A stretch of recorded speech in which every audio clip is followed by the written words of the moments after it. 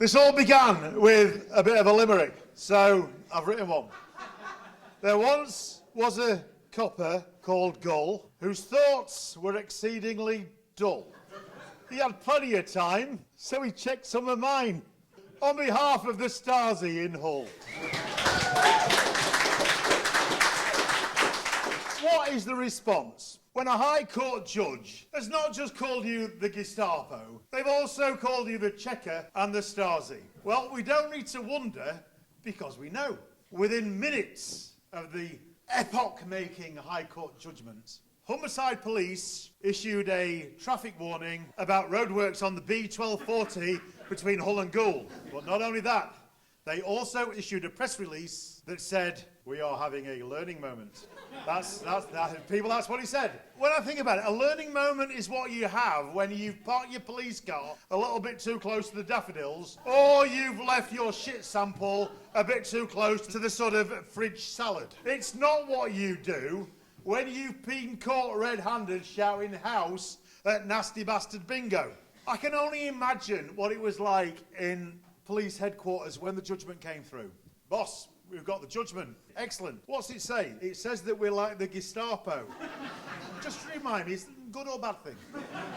Yeah, definitely a bad thing, boss. Why is that? Well, the Gestapo are like literal Hitler. Now, hold on a minute, Assistant Chief Constable Young. You've been on a course, you know we can't talk about literal Hitler, because it's just not true, is it? Well, yeah, but the Gestapo are like, boss, they really are literal Hitler. What? Oh, fuck. Right, I know what we'll do. We will issue a traffic report. How's the roadworks on the B1240 in Goole? Not only that, let's do the management two-step. That always gets them. Reflect 2, 3, moving forward 2, 3. That will definitely get them. And then, as an addendum, let's just say that what we did, when we behaved like literal Hitler, we did it in good faith. That'll sort it. That'll sort it. And that's what the statement said, that we operated in good faith. How the fuck do you operate in good faith like literal Hitler? It's a slight mystery to me.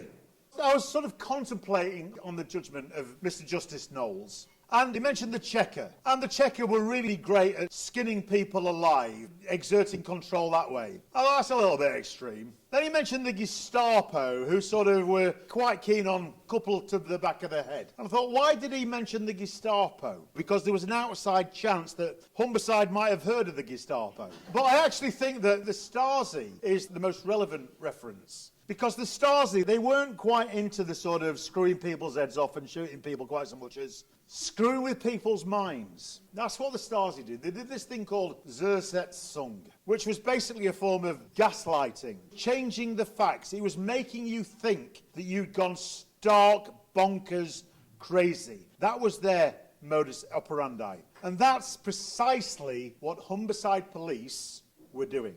Now, when you act quite so crazily, it means that you look at a tweet that says, "Trans feet are beautiful feet," and decide that that is worthy of police interrogation.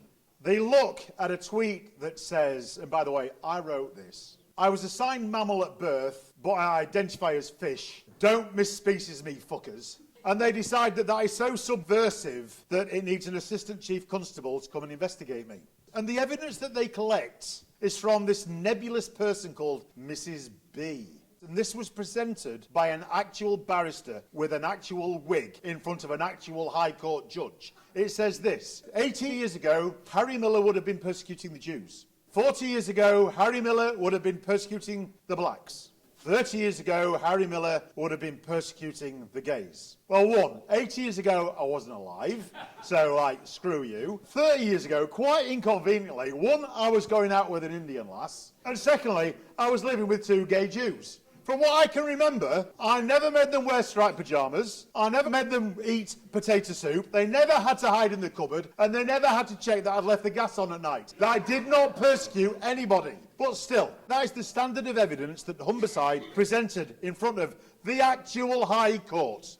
This is worrying. The Stasi is worrying. And the modus operandi of the Stasi is this. They don't tell you what the law is, so you're left to wonder what the law is. They terrify you by telling you that if you continue to express your opinion, you may well be breaking the law, but still they don't know what the law is. And they're damned if they're going to tell you what the law is, mainly because they don't know. Now, in such circumstances, the reasonable person backs right off. But as George Bernard Shaw famously said, in such times, all hope rests with the unreasonable person. I am an unreasonable person. Toby is an unreasonable person. And at the launch of this free speech union, I would invite all of you to be unreasonable persons too. Thank you, Toby.